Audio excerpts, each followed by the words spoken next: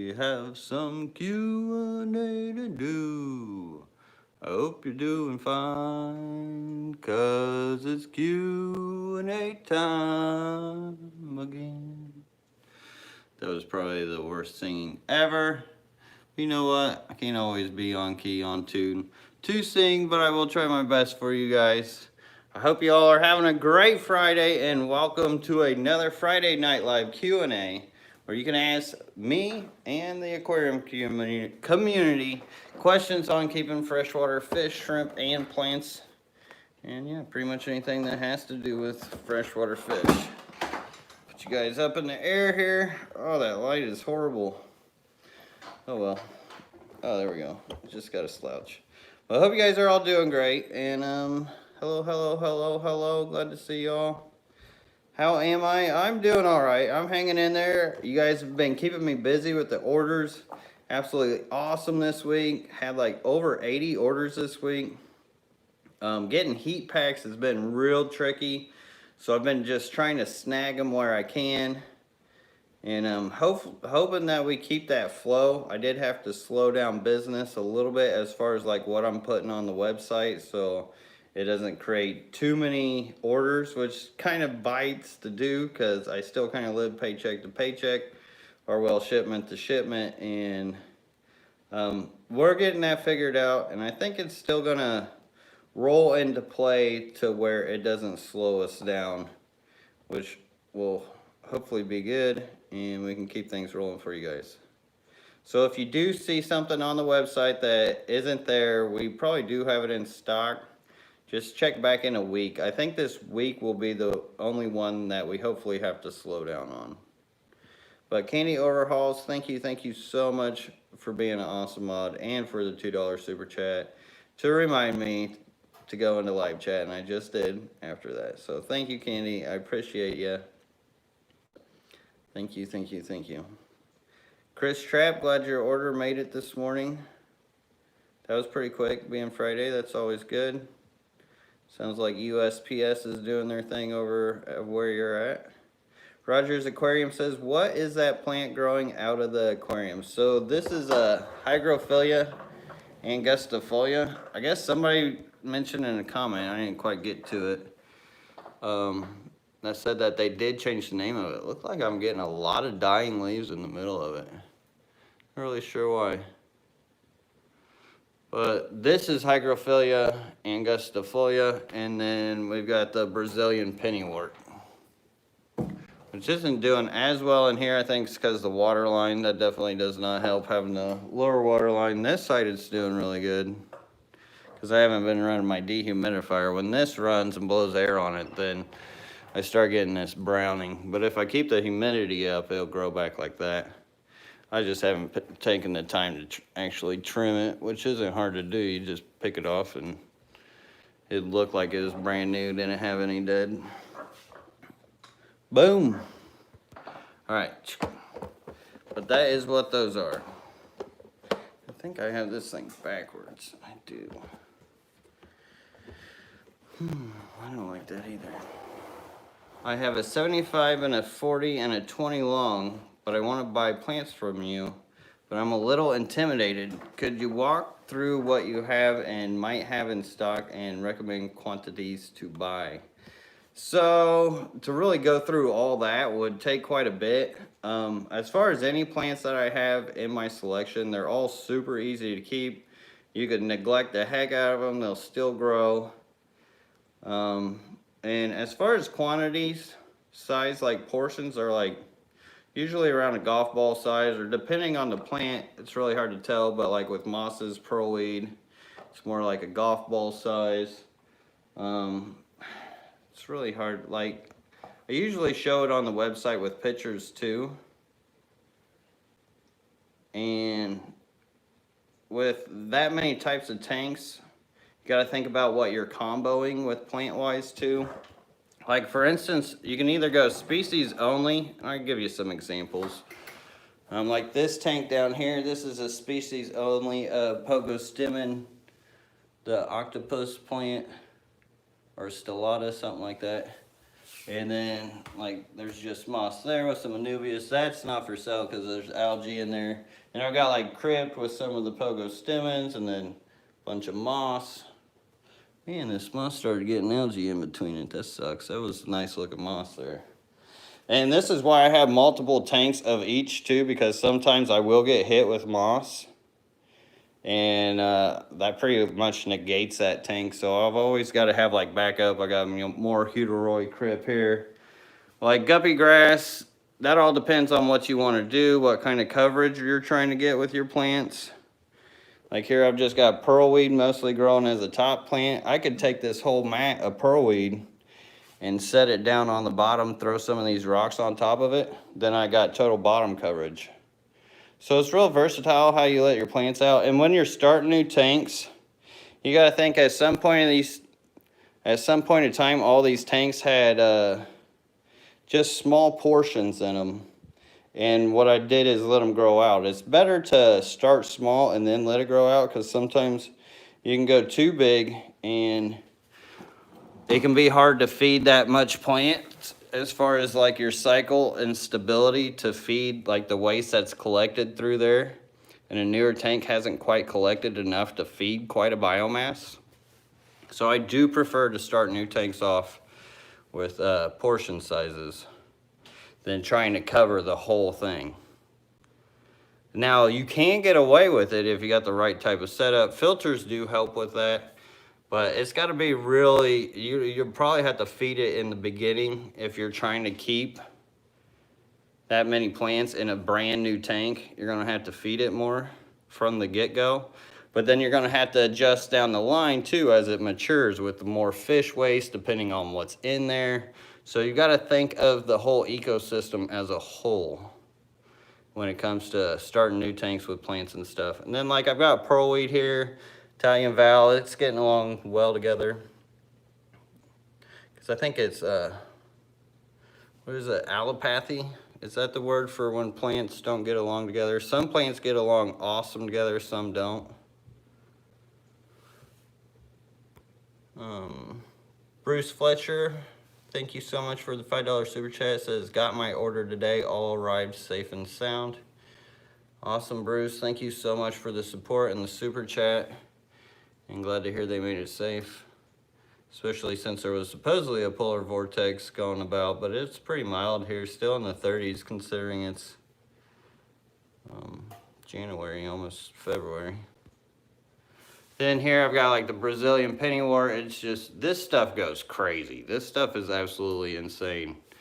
And underneath it's some dwarf sage, and then this has got Italian Val. I swear that Italian Val, the vowels, any of the Valliscenarias will pretty much grow in anything.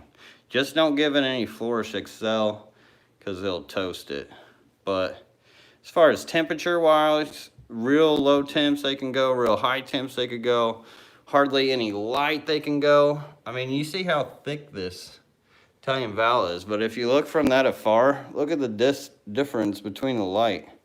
With that Brazilian pennywort pretty much covering the whole top,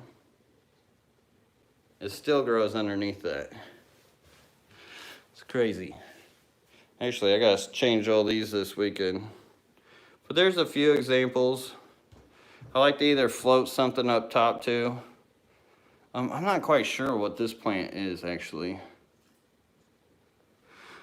And then Crip, Taiwan lily, some type of Apontomageton, moss, Taiwan lily. Shoot. Then a whole field of Brazilian pennywort. Stuff is insane. You see where I've been chopping it out of this 10-gallon. See if my Placos are out. Oh yeah, you can see them. See if I can. He's right there. Can't remember what number that is. But he's just been living the life of luxury underneath. It did used to look like that. Look at all the flowers. All right, back to your guys' questions. Easy to get distracted by these tanks. Zoom. All right, boom, boom, boom, boom. Matt Riddle says, are the blue star starbursts somewhere we can see them? Actually they are. They're right down here. I've got some in the main fish room. This colony I'm kind of bouncing back because I've taken a lot from them. And then I've got these guys over here. When it comes to guppies and endlers, I like to keep 2 tanks side by side of them. That way mixing up their genes and their blood's a lot easier. Like every so often I'll take a scoop out of that one and put it in there and then keep switching them back and forth. And then I got a couple tanks in the other fish room too. Sometimes I'll mix them in. But I've had these guys for a long, long time. See if I get that light on them. You get the right light on them, they really pop. That blue and that orange. And Streetwise, glad to see you, bro. Thanks so much for becoming a member. Appreciate you, Streetwise. You see this algae in this tank? This stuff's actually really easy to clean. Like this tank looks like, oh no, it's terrible. But really, just to clean that up, all it takes is taking your fingers, running that up. I could probably get all that algae in almost 1 or 2 just handfuls. And then the next thing you know, it's a clean tank. It looked like algae was never there. Especially with that hair algae, it's so easy to get rid of manually. And as far as that, I just scrape that off and then siphon it out afterwards. And same thing with that.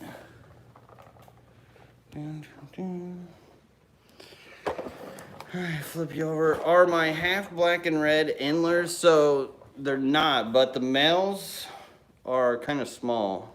They're not real huge. I don't know if they're still young. The last few I've grabbed. Now I do have some bigger ones. I actually found another tank of them in the guest bedroom that I didn't realize I had. And the ones in there are really big. But the last couple I've sent, the males were kind of smaller. So I'm guessing they're gonna size up for you here. Thank you, Dustin James Becker, for the order. I appreciate you.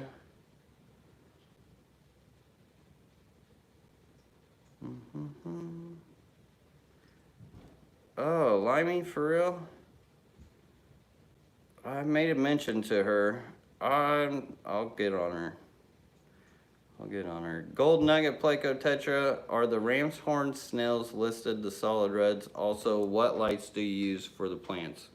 So, no, as far as the ram's horns, they're just pretty much whatever ram's horns you're going to get. I have the brown ones. I do have some, like, pinkish ones. But pretty much they're going to be whatever I grab. And also, what lights do you use for the plants? So, these lights that I have on most of my tanks right now are these cheap Sunco lights that were like, I think they're 6,000 K, 3,000 lumens, if I remember correctly. But they're just shop lights. I try to tend to go towards more blue spectrum. Anything around 6,500 K is preferred. And I do notice plants react differently with different kelvins. Some people say that it doesn't matter, but it definitely does, for sure, on how plants will grow. Like, yeah, they may grow under certain different kelvins and lighting and lumens and power, but they may grow differently. A lot of stems especially are like that.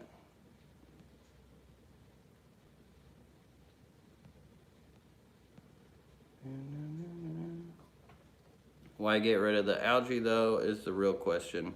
So you can let the plants grow. So if you're trying to sell plants and feed your family with these plants, then you want space for plants.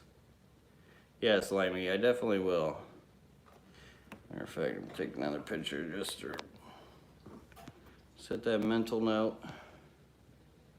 Slick Colton says, how would I get rid of insect larvae in my planted tank that has no fish in it? Well, I would recommend putting a fish in it. That's about the best option you could do.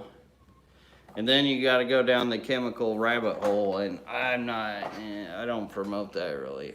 You're best off putting something natural in there to get rid of it. Whether it be even shrimp can take care of that for you.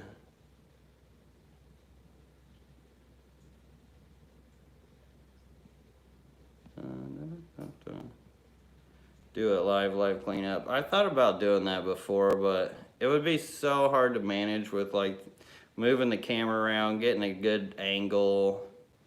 Just, I don't know. I thought about doing it. I don't know. Throw me a 1 if you guys would watch me doing a live cleanup of those tanks. I mean, I guess it would be better than the content that I have been putting out, considering it hasn't been much. But usually now, since I'm just kind of like trying to rebalance from this whole last year of not putting a lot of time in them, I've just been really focused on trying to get that done quick. I do have a nice plan and program that keeps it pretty manageable now, so I'm trying to keep up with it. Granted, it doesn't really give me any days off, but who needs those? Thomas Gallagher says, what are the benefits of having fish over pets like cats, dogs, other than allergies? I would say it's all the feng shui of an aquarium. Just to have water around you and also living things within that water to watch and to ponder upon, and just another rabbit hole to learn things from. And let's see, like it just has a peaceful zen factor to it too. I know a lot of people say that, but I mean, there's a reason why a lot of people say that. So I'd say mostly the feng shui and just the countless amount of things that you can do with an aquarium too. Like a dog and a cat, you're pretty much settled. Like you get a cat, that cat's gonna be the same for 18, 20 years. Same with your dog, depending on the breed or whatever. But with a fish tank, you can at least change it up, whether it be the fish combos or maybe add some here or there, or maybe and then get another tank. Like I'd be crazy if all these were cats and dogs. I've been 8 out of house and home trying to feed them as well. So that's another thing. You can keep a lot more of them. There's a lot more different benefits to keeping aquariums than cats and dogs for sure.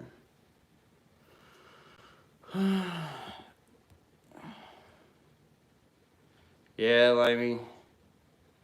I'm glad you understand, bro. And you know you're awesome. So I would definitely want to get you taken care of. Rick's Realm says, Lucas, what do you feed your Neocaridina? So I feed them the Tetracolor Tropical Granules. Works absolutely amazing.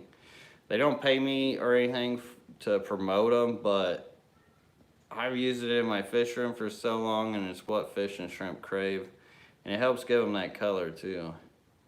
Curtis Schindler says, got my order today. Heat pack was still warm. Everything was perfect. Thank you. Well, thank you, Curtis. I appreciate you. Thank you, thank you, thank you. Thank you, BJ Palmer, for telling everybody to hit the like button and for your membership as well, BJ. Thank you.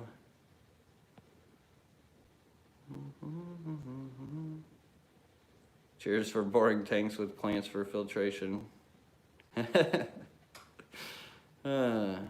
Limey Smedger says, do you feed your crips or do you just use fish and shrimp to feed them? I just use, well, no, I do.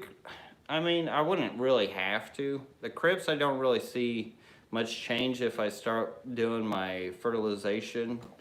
But the stem plants and the mosses, the pearlweed, maybe not the moss so much, but the pearlweed, the Taiwan lily, the stem plants, those tend to like not grow as quick if I don't feed them. But as far as the crips, they don't seem to care because they're mostly feeding from their roots.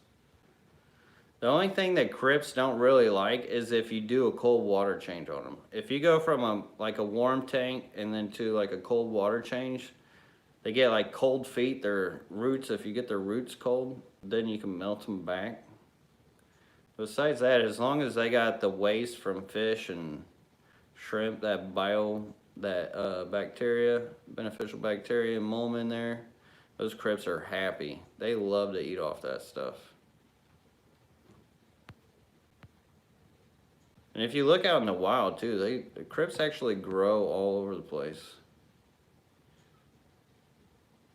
Donnie Hazelton, are you gonna have some Shelleys again soon? The ones I got from you are breeding great. I would like to add some more to their tank just to get them more excited. So, I got quite a few people asking for them, but I'm about to get ready to split them up into different colonies, into some other aquariums, just to kind of make the breeding setup a lot easier to catch them and to breed them out without them like battling with sand. A lot of people, like I even put them in with sand, and I think sand's an often common substrate and media when we tend to look for Shelleys. And they love to play in it, don't get me wrong, but I almost think that they'd be better off with a bigger rock tank and a glass bottom or something, so they're not constantly spitting their sand over at another shell to bury them. Because they do get a little savage with trying to bury each other with that sand. And Pepperland Creek Aquatics, thank you so much for the 420 super chat. Says, thank your mods. Definitely, thank you mods. Thank you, thank you, thank you. And thank you, Pepperland Creek, for your continued support throughout the years. Always great to see you in here. Well, see, plants often don't care about chilly temperatures as long as it doesn't go underneath 60 as much. So when I was talking about the crypt getting cold feet, crypts can stay in colder weather, but it's that transition from hot and cold that will melt them back because they feel like they're getting triggered into some kind of seasonal meltdown or something. I don't know what the deal is, but I know if you go from one extreme temp to the other, they will melt back. But most plants, as long as it's 60 and above, you should be all right. And if you're living anything under 60, then you're living in a refrigerator. And you might want to get a heater because any fish you'd put in there would be rough. But as far as like what I would recommend what you put in there, really think about your fish or what kind of fish you plan on putting in there, and then go about addressing your tank. Often we think about the scape first and the fish second, which that's backwards. We should be thinking of the fish first and then the tank second, because we're setting up the tank for the fish's home. So all different fish are going to have different likes as far as what their environment's going to be. So definitely try to figure out what fish you want to do. Now, if you're going to want to when just starting off, the most common thing is to just start off with a community tank. This is what I would recommend anybody starting off, unless they have like that absolute fish that they absolutely love, they just got to have it. Then you kind of know already where you're going to go with your tank. And as long as you know that, then you can address it. But if you just really don't know what kind of fish you want, I would definitely recommend a community aquarium. Maybe just start with like a sword plant or some mosses, some pearlweed. My first aquarium that was a planted aquarium was like a sword plant in the middle, and then I had creeping Jenny on the sides, and that sword plant actually ended up like just getting so huge, pretty much busting out of this 29-gallon long or high. And that kind of taught me more about plants as well. And usually your fish store, they're willing to make trades sometimes too, so if you want to switch something out. But I think community tanks are best to start off with, because you get to mess with and learn more as you go, because it's really hard to absorb all the information as far as what you can learn and do and be within this hobby, that you kind of have to go through that process to understand and learn more and go through some learning curves. Like, granted, we're here to help you try not to go through those, but to really learn, going through the curves is all part of the experience. So I hope that makes sense and helps you, because there's like a million varieties you could do with the 20-gallon long. Million varieties. And to me to say one or the other, that's just gonna be biased on my own opinion, and it's not fair.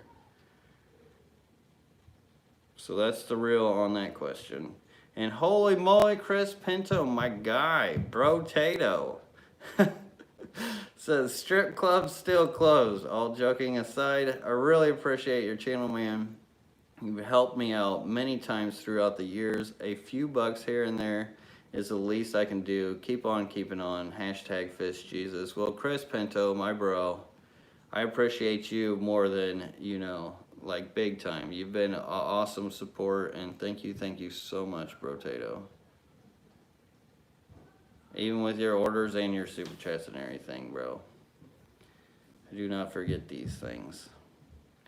Hector Luna says, I've got some green spot algae and looks like red algae in my tank. What can I do? Please help. So if the red algae, which tends to happen in low oxygen environments and also just old tanks, old mature tanks, if it's this kind of red algae, not much you can do besides scrape it off. But sometimes this BBA or even staghorn, which is kind of stringy, if it's dying, it will look red. So there is a potential you have an algae in there that is dying and it just looks red. Best thing to do is manually remove it. As far as the green spot algae, more than likely you got slow growing plants. And man, I do not like this setup. You got slow growing plants or either too much light directly on the front of your tank. So I always try to keep these lights back a little bit. I brought this one up because it actually presents the fish, and it kind of sucks because it's a double-edged sword here, because when you got the light up close, like, you can really make the fish pop, especially from distances. But the only thing is you're going to grow more green spot algae and all kinds of other algae on the surface of your glass with that. So I do try to keep, when not showing off too much, it more in the middle, because that'll keep it off the glass. And you can usually see, well, here's a better example. You can see it barely a little bit. It's hard to see with that glare. There it's not showing much either. Actually pretty clean on the sides of these. Huh. Usually they're pretty dirty. And filming in a fish room is not always the easiest. Look, the glare there, the glare here. Oh, when you're picky about it. Well. Anyway, all right, Finn Wiggles, thank you so much for your $10 super chat. Appreciate you, Finn Wiggles. Says, how do you send a message with your plants? Use Moss code. Nice one, Finn Wiggles. I love that. Very nice, very nice. Good Friday to be pulling out jokes, too. I appreciate that on many levels. And Phoebe at Jeff Rose Fish Keeping, thank you so much for the $5 super chat, Phoebe. And tell Jeff hello. Says, in a 30-gallon tank, how many shrimp can I keep, and what are the shrimp's favorite plants that they will thrive in? Also, thank you for all the tips every Friday. Well, you're welcome. Thank you for the tip, the super chat. I really appreciate it. And as far as the kind of plants shrimp really love, now you can do valves, you can do Brazilian pennywort, you can do all kinds of things like that, but I prefer to do mosses or pearlweed. Pearlweed's really great, where you just set up rock piles. Really important to create a rock pile, that way you have nurseries to where the females will go hide. Now you'll first put them in your tank, they'll go run, they'll go hide, you'll think they're gone. But what they're actually doing is going and setting up nurseries within those rocks and rock piles. And with those rock piles, it's really great to take like that pearlweed, plop a couple rocks on top of that pearlweed, watch it come up and grow up and out.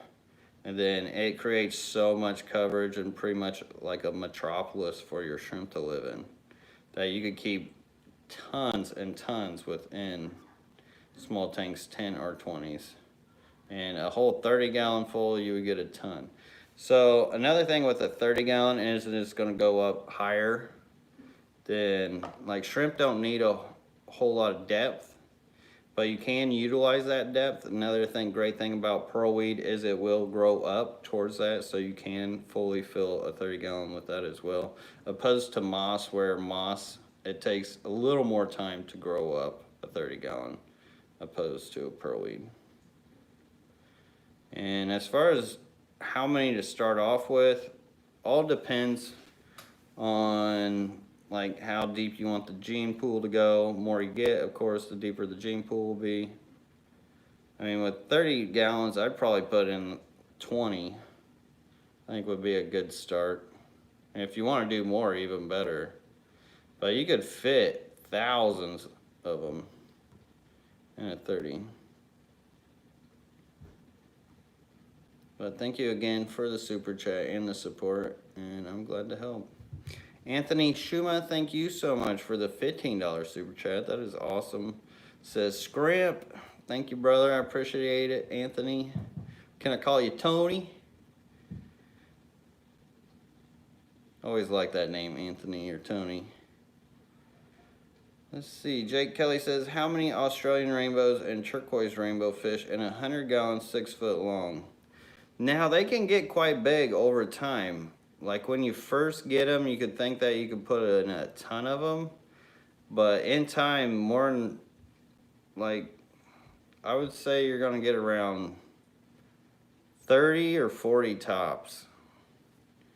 And that would, yeah.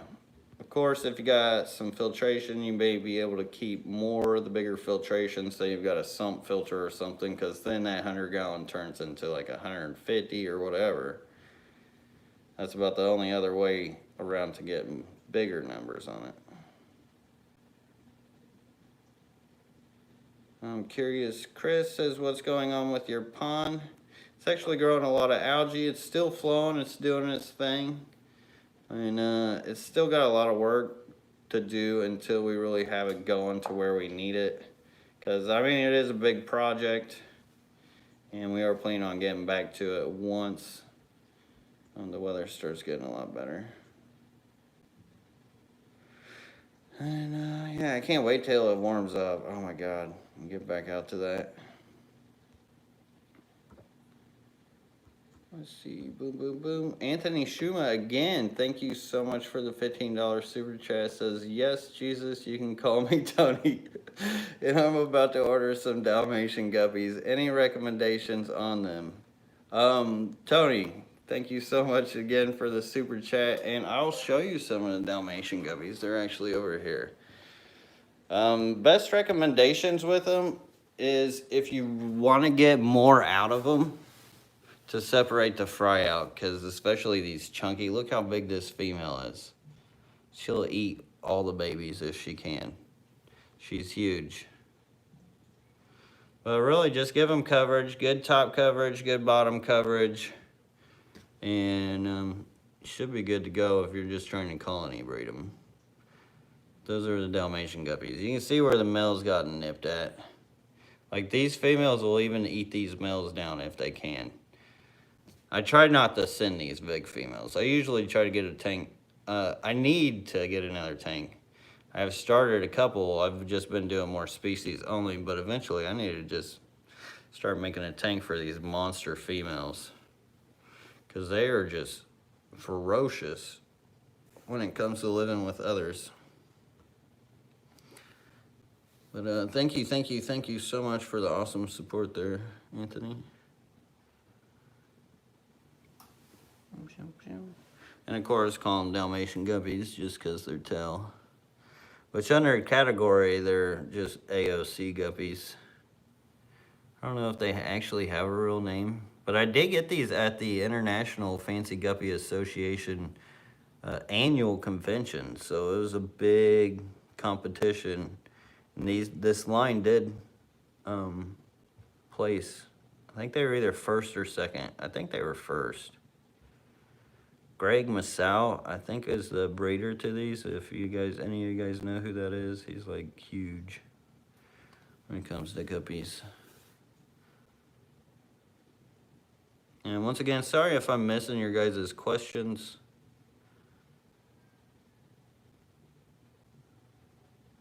Doing my best to keep up with them all. And I am at the bottom for those who do have questions. I am at the bottom for those who are still here and have questions. Oh, Twin City Guppies knows who he is. Yes, definitely a Hall of Fame breeder. And glad to see you in here, Twin City Guppies. Shout out to you guys.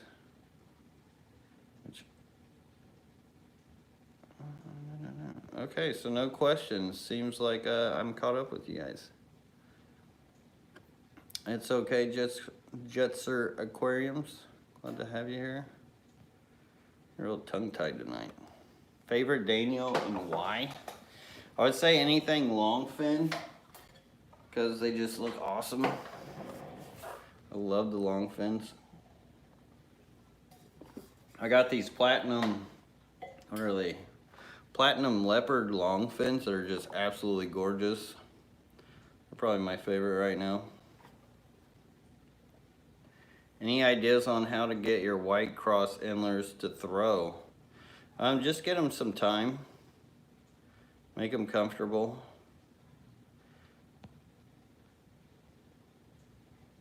But they throw like crazy. I got them down here. I got them in like 3 different tanks. It's always good to have backup tanks of backup tanks. Here's the questions. How you doing? I'm doing all right. I'm hanging in there. But thank you, Eddie. I appreciate it. I really can't complain. The family and I, we're doing good. You guys are keeping us busy with orders in a very trying time, and all the other families that I could only imagine what they're going through. I definitely feel blessed, and I can't complain. I'm glad to be here. Why does liquid carbon fry the valve? So it's actually an algicide that's in that liquid carbon in the Excel. So being a more, even though the leaf texture isn't that soft, it must just because it's a column feeder too. It's probably just because it feeds through the column as well, the water column. Has to be. And so it feeds up on that algicide and it melts it back.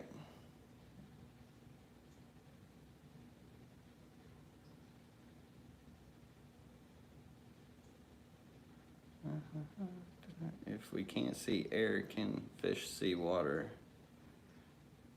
That's a good question. That's a good question. Oh, I mean, doesn't like long fins. I love them. They may not be natural, but you know what? Some of the fruits that we eat supposedly aren't even that natural either. Who knows these days, all the things that's suppressed. Cat Whiskers, can anyone help me find a breeder for common live bears like platies, etc.? I have some swords, but I don't really know who does a whole lot of platies besides, what was his name? Greg something. My memory is so terrible right now. Greg Sage. But I don't know if he's still doing what he's been doing. Sure he is. I wonder too what a lot of these bigger fish keepers with the bigger fish rooms have been doing as well, with the whole lack of swaps and shows and stuff to go to.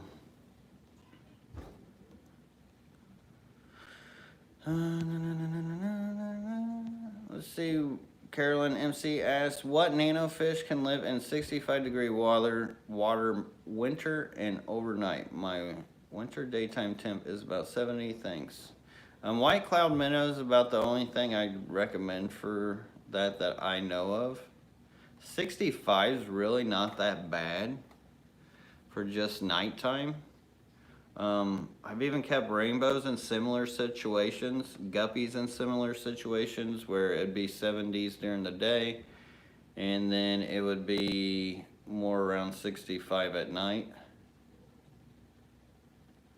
So, and I know Cory cats could too, but you're really teetering with the edge of things for me to give like real sound advice. Because in nature, they do have a natural flux. as far as night and day temps, and even cool rain temps, especially if they're near mountains. So they are used to that cold water flush time to time. And really technically, there's probably tetras and all kinds of other stuff. But you really have to just do the knowledge on the fish and really dive into it. But you'd be surprised what you could get away with that. Anthony Suma, thank you again, Tony, says no problem and no complaints to what I get. Just order them bad boys. Well, awesome, Anthony. I really appreciate it. Thank you, thank you, thank you. And yeah, a lot of people were sleeping on those Dalmatian Guppies because I don't really show them often. I don't think people realize exactly what's up with them. But they're actually one of my favorites in here. Fire and Ices are probably my favorite, just mostly because the females are really colorful, and then I've just got a huge tank full, and it looks really neat when they all glitter about. But then I would say if I had to pick like a second or third, the Dalmatian Guppies would definitely be there. Jack you says, any chance I would be able to keep guppies with Congo Tetras? I don't think I can, but I want your expert advice. Thanks for all you do. So, depends on the size of the tank. You could keep them together. Congos really aren't that aggressive. They're more occupied, especially if you have a decent sex ratio as far as male and female. Then they'll spend more of their times like preoccupied with each other than trying to deal with any guppies. I've kept Congos with many types of fish, even smaller fish. I've never really seen much problem out of them. I'm sure you could do it, but I'm sure size of tank plays factor, feeding plays factor, distraction takes factor. And they may snack on some fry, but as long as you got coverage, you could probably keep them colony breeding too. Richie Rich 589 says, anyone ever had success with shrimp in a 1 gallon planted bowl with no heater filter? I have snails in it already. It's cycled, has algae. Should I just go for it and throw in 2-3 shrimp? You can. The problem with a 1 gallon environment is watch out for evaporation. It can just become more of a pain in the butt to deal with the constant evaporation and refilling, especially if you got hard water, because that hard water will just build up over time with mineralization within that planted bowl. But it's not impossible. I've seen many planted bowls with shrimp like that without heaters and filters, and look real nice. It's just doing the maintenance. Be prepared to deal with maintaining that little volume of water. Tops for situations like that can help, but not everybody wants to top on a planted bowl because they just look cool.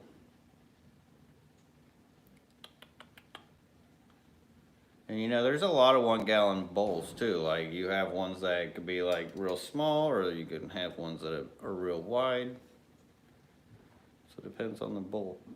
Excuse me, bowl too. Kevin Rosenberg, ever kept L397 Tiger Pleco? Thinking about adding a pair to my 75 gallon Blackwater. They look awesome. I have one that kind of looks like a Tiger Pleco. I don't know that much. Like, Plecos aren't my real strong suit. Just because I'm horrible with numbers, so I always forget the L numbers and which is which. They really cluster up for me. Because I'm more photographic memory than numerical. But, I mean, sounds like it would be awesome. 75 gallons, a big tank, Blackwater. I mean, sounds like a great environment for them. I don't know if they're more carnivores or omnivores, though. So, maybe just keep that in mind. Fish Folk says, can you reveal any special line breeding projects you're working on, special color patterns? So I do have quite a few, like in the chamber ones that I want to do and work with. But as far as like To describe them would be the hardest part, because I've got a lot that are like no other ones I've ever seen in my life. Like ones with blue body, blue, purple, orange body, and zigzag yellow, black tails all on one fish. Like, I do have some.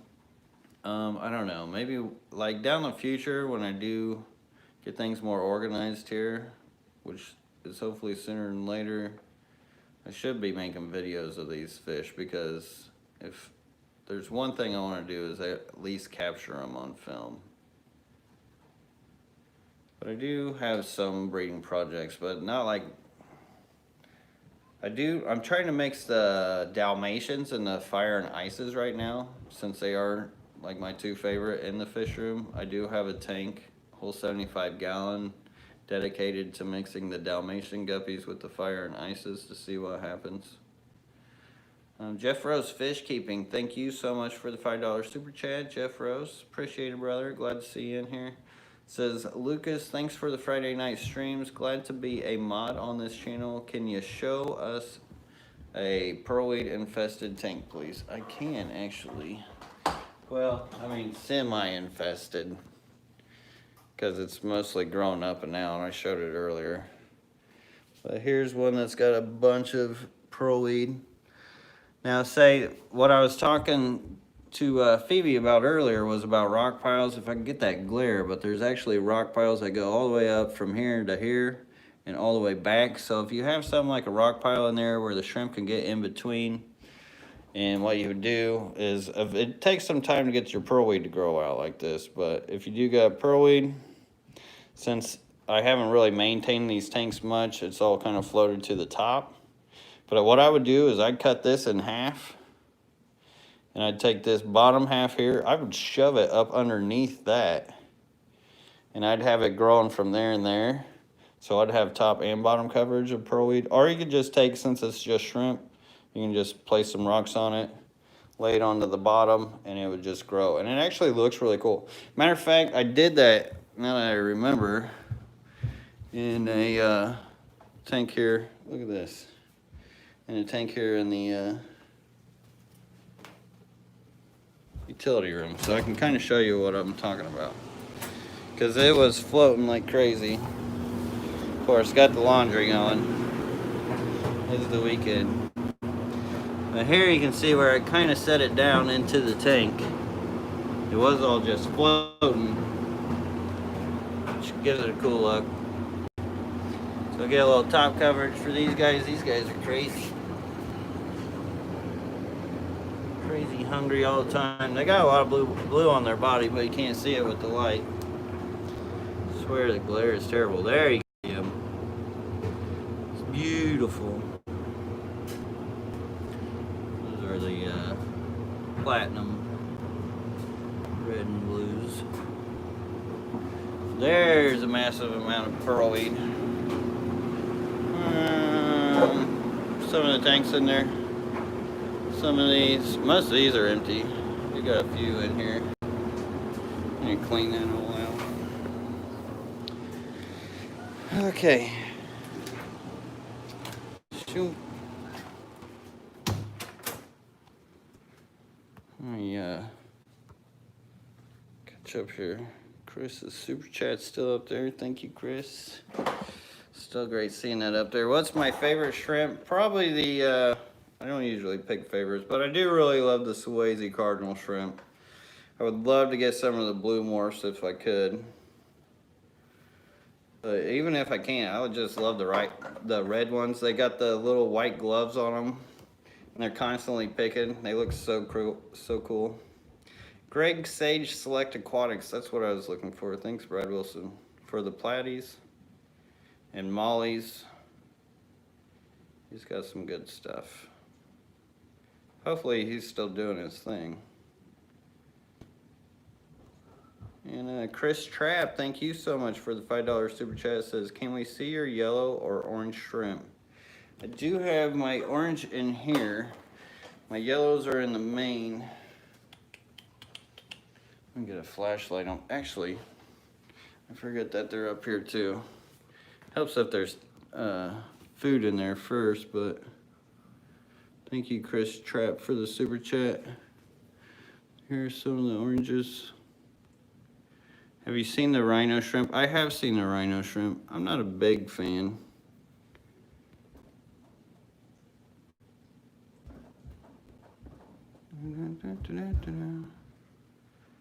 Scrolling. Oh, thank you, Candy. He says, I missed a super chat from Joseph Conley. Says, any tips on braiding half beaks? Love your content, dude. Well, thank you, Joseph Conley. Sorry I missed your super chat. Hopefully you're still in here. I don't know how I missed that. I must have been on a rant about something. And there it is. Thank you, Joseph.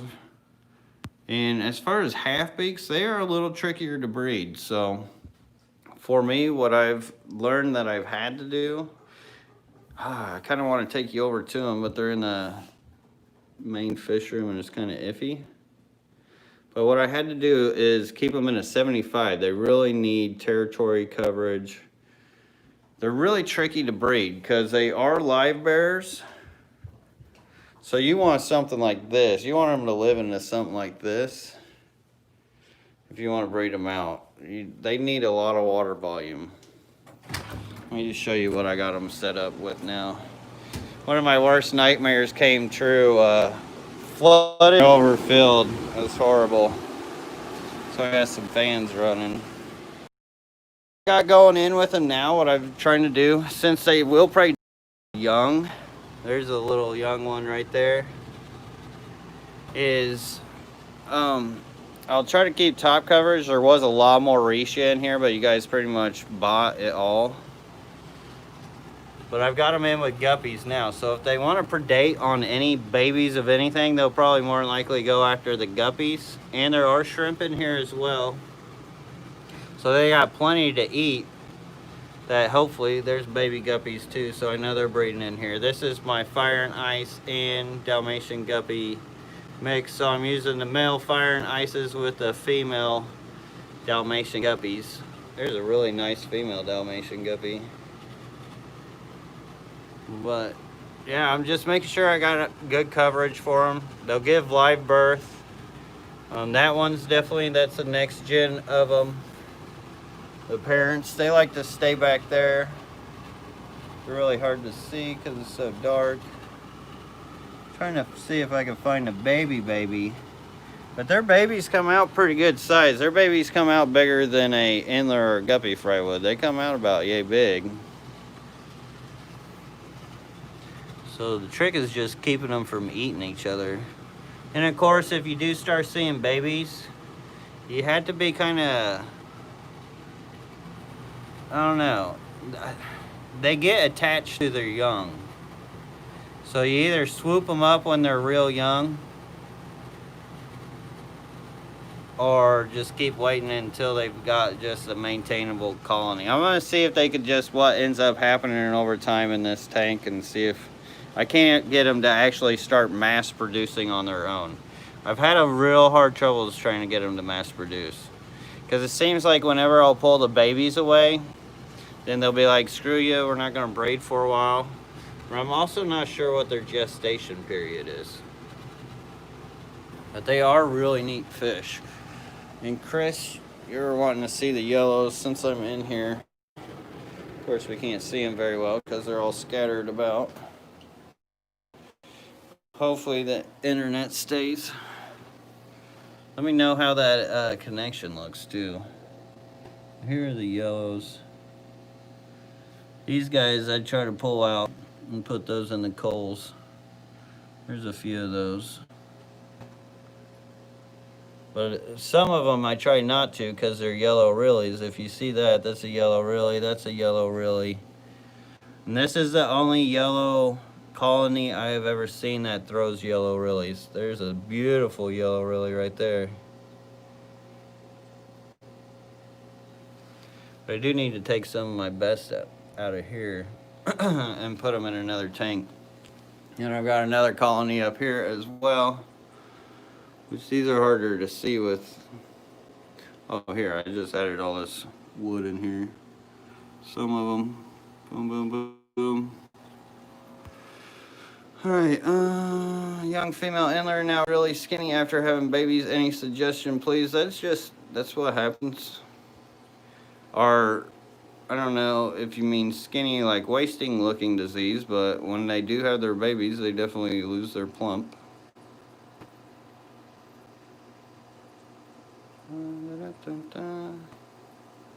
Oh, Greg, this has recent videos. Okay, that's cool.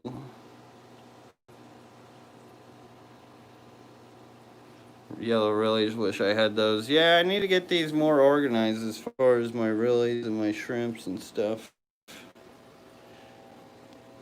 There's green Rillies down here somewhere within the mix. Talk about rare. Green Rillies is probably the rarest one I've seen. Lowell or Lowell Dunaway, thank you so much for the $5 super chat. Are blue shrimp descended from chocolate shrimp more desirable than the ones descended from carbon rilly? If you don't mind me asking, which are yours? I think mine are descended from chocolate shrimp, I believe. So back in the day when I first got my Blue Dream shrimp, they actually started in this tank, which I have reverse engineered Bloody Marys from them. So when I first got them, they were throwing black carbon Rillies, they were throwing blue and black Rillies, they were throwing all kinds of crazy stuff. Black Neos, chocolates, reds, blue velvets. And over, I don't know, like 5 years or so, I've went through 11 tanks of mixing through them. And pretty much got all the genetics out of them. So like this is the B team. And you can see where they have more of the darker color within them. This is more B team. I need to work on my chocolates or my black rose more. The A team's in here. So yeah, if I mean it's technically they're from both carbon and black, which some of these have gotten light over time. Like there's a lighter one in there. I try to pull them when they get like that. The real dark ones are hard to see. Blue Dreams are kind of tricky too whenever breeding them out and selectively breeding them out, because if you go too dark, then they start looking like black rose, but if you go too light, then they start going blue velvet. Here's some rare Melanitania pictus. Why are you guys all washed out? They were looking good the other day. I don't know if they're morning showfish or what. Alright, I gotta get away from these fans. But hopefully, I don't know if that helps you with anything as far as the descendants, but yeah, they used to be a lot different back in the day. Those Blue Dreams were crazy when it came to breeding. Which I actually kind of miss, because I was even getting these blue-orange shrimp out of them. Which, man, I wish I would have worked harder to line those up.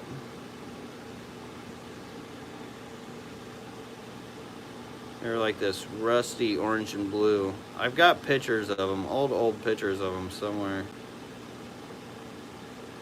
I should probably break all that stuff out again. Do you have purple shrimp, LOL? I'm sure there's purple shrimp somewhere around here.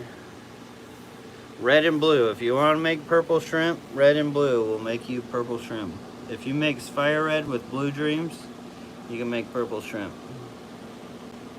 You can even make purple Rilly shrimp. I used to have purple and blue Rilly shrimp from those Blue Dream lines. That was actually one of the other craziest ones I used to breed out too, was the blue and purple Rillies. But those lines are really, really, really hard to keep going. Like, they're hard to just get that gene in them. Have you ever made a nice strain of guppies from mutts? The mutts are harder. No, I have not actually. Even with some of the selective morphs that I've tried are harder than, say, if I were to take a certain type of guppy A, certain type of guppy B, and mix them together. I have a better success rate of making a stable line out of something from that. Now, if I were to take a morph from Guppy A, and then maybe a female or whatever male from Guppy B, then it's so hard to line that. Yeah, the color wheel kind of goes, Bottom Dwellers Aquatics, the color wheel kind of goes with shrimp when it comes to mixing them and what you get. So like your greens, you're gonna want blue and yellow to make your greens. And that's how I got my green realies, was I was mixing yellow realies with blue dream shrimp. And that's how I got my green realies. Why aren't pom-pom crabs more popular? Probably because you never see them after you put them in a tank. You would think they would be micro-tight crabs. I thought they were cool, but the ones I've got, I never saw them after I put them in the tank, and it was like, okay, well, that wasn't as cool as I thought it would be. But I do got a bunch of mutts all over the place. Some of the coolest looking mutts in the world. Like this guy. The only problem is they're so fast, it's hard to get them visualized. There's a white Emler I've been trying to chase forever. Which has got quite a bit of white on it. There's still a little bit of that. Should mix him with that albino. Maybe that's what I should do. Put that albino in with him. That guy's got a lot of white on him, but he's got that blue metallic sheen. This guy's got like pink and purple on him though, and a really cool pattern. Where'd he go? I need to get a little tiny tank too so I can get better photos of these guys. Thai micro crabs, they're bringing that back as the new trend, are they? I remember that was the trend like maybe 2 years ago. It was a pretty big trend for those micro crabs. I don't know, I'm a better keeper now too. I could probably make up a better setup for them. They are pretty neat. I never got them to breed myself.